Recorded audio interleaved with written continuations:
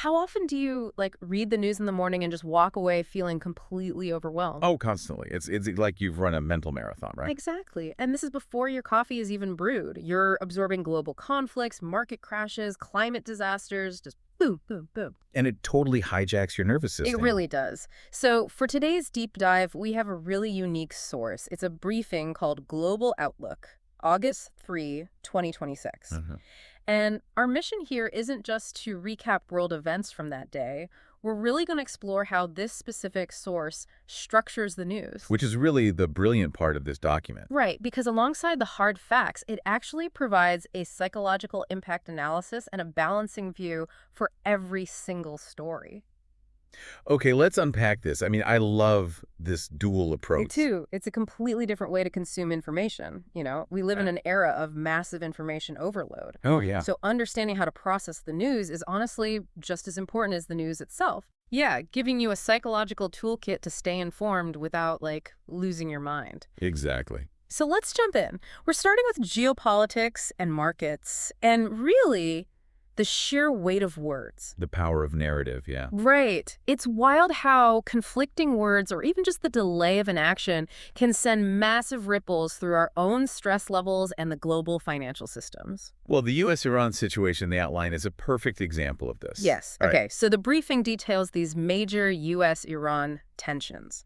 And the facts are totally contradictory. Completely. You have U.S. President Donald Trump stating that talks with Iran are ongoing, and he called it a last chance for a deal. Right, he frames it as this critical immediate window. But then Iran comes out and issues statements that differ entirely. They essentially contradict the existence of these planned talks. Which normally you'd think would cause absolute panic. Right. But because actual new physical attacks were delayed during all this back and forth, something crazy happened in the markets. Oil prices dropped sharply. Yeah. And global stock markets actually rose. It's so counterintuitive, but the source breaks down exactly why that happens. Right, the psychological impact section. It notes that all these conflicting statements create a massive sense of uncertainty. The total loss of control. Exactly. But, and here's the key, the potential de-escalation, even if it's just a delay, brings this cautious relief. Because the immediate threat is paused. Yeah. And the balancing view they provide is so practical.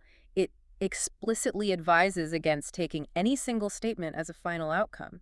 It recommends just, watching the diplomatic process unfold over a few days. Which is so hard to do when the headlines are screaming at you. Right. And here's where it gets really interesting. It's like watching a high-stakes poker game. Oh, that's a good analogy. But the public, we're just watching the players' faces. We can't see the cards.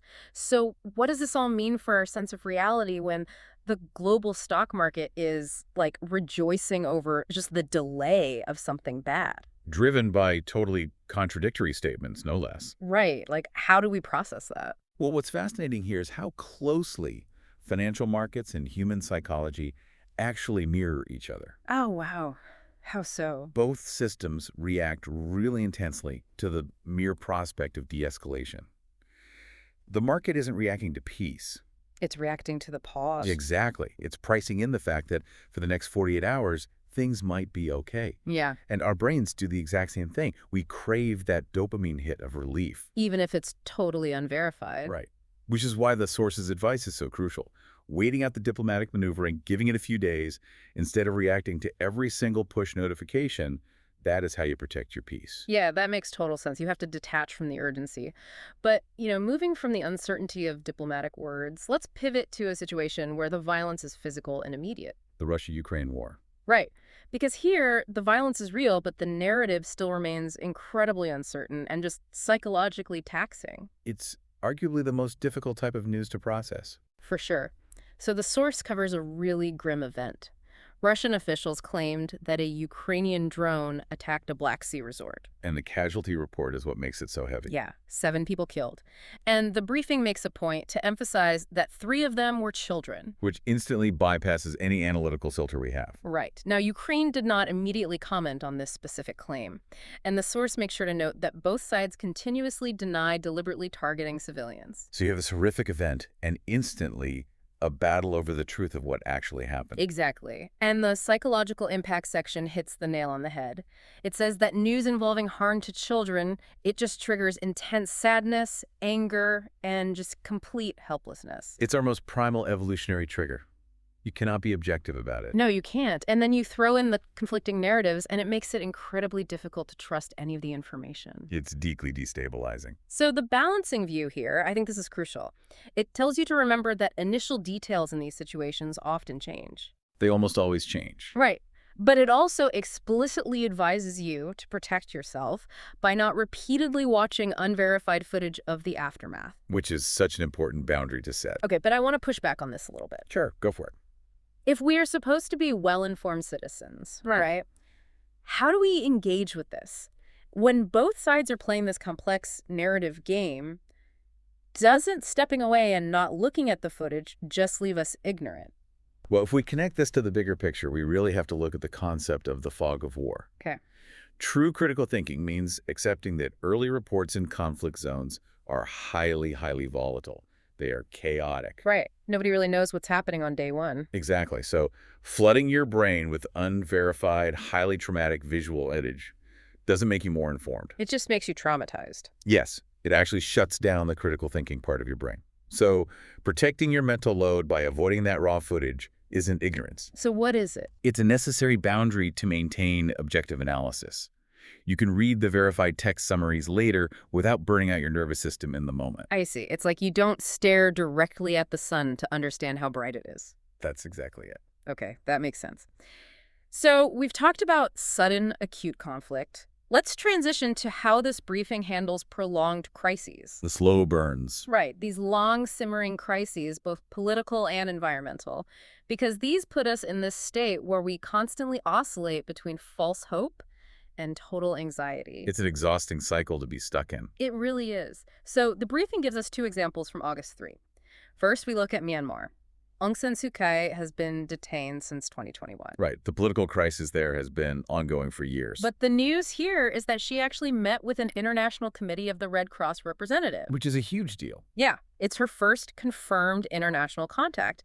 And this is happening alongside all these UN calls for the release of political prisoners. So instantly, there's this spike of optimism. Exactly. But then on the flip side, we have the European wildfires. Specifically, a massive fire northwest of Athens. And the details there are staggering. They really are. It hit its fourth day, over 400 firefighters, 21 aircraft battling it, high heat, drought, shifting winds. It's just destroying homes, agriculture, ancient forests. It's a complete environmental disaster. So how does the source break these two down? Well, for Myanmar, the psychological impact notes that these rare contacts create massive hope. Obviously, we want a resolution. But without concrete political change, there is a massive risk of disappointment. So the balancing view says, treat this as a limited humanitarian step. Do not treat it as a final solution. Right, to temper your reaction. And then for Athens, the psychological view points out that repeated disaster imagery spikes our climate anxiety. It makes us feel like the problems are just constantly growing. Yeah, like it's unstoppable. Yeah. So the balancing view for the fires advises limiting your news intake to just verified evacuation info, air quality updates, and relief info. Shrinking it down to what's actionable. Exactly. Because, and it's like we're constantly waiting for a rescue. Right? It's a marathon of waiting. Either waiting for rain for the fires in Athens or waiting for a political breakthrough in Myanmar. And when we get just a tiny drop, it feels like a tease. How do we even measure progress in these situations? Well, this raises an important question about how we frame our expectations. Right. With Myanmar, a Red Cross visit is not regime change. It's just a health check, essentially. Exactly. It's humanitarian access. So framing your expectations realistically, exactly like the source suggests, is vital for long-term emotional resilience. You can't attach all your hopes to one small step. Because if you do, you'll burn out. And the same goes for the fires. If you focus on the sheer scale of the global climate crisis every time a fire breaks out, you will be paralyzed. You just freeze up. Yeah. But if you limit your focus to what's practical local air quality relief efforts, you protect your mental energy so you can actually be engaged over the long term. Wow, that is such a powerful way to look at it. Okay, so bringing this all together, at the end of the briefing, the source has this feature called the Daily Mind Summary. Which is really the synthesis of everything we've talked about. Yeah. And they don't sugarcoat it. They acknowledge that the August 3 news cycle was heavy. Very heavy. It was dominated by war, climate anxiety, with just, very limited positive signs in diplomacy and humanitarian contacts. They're very honest about the state of the world that day. They are. But the ultimate takeaway for you, the listener, is this really practical application. Right. They say, look, instead of doom scrolling all day, checking one or two reliable summaries keeps you informed while reducing your mental fatigue. It's a prescription for sustainable awareness.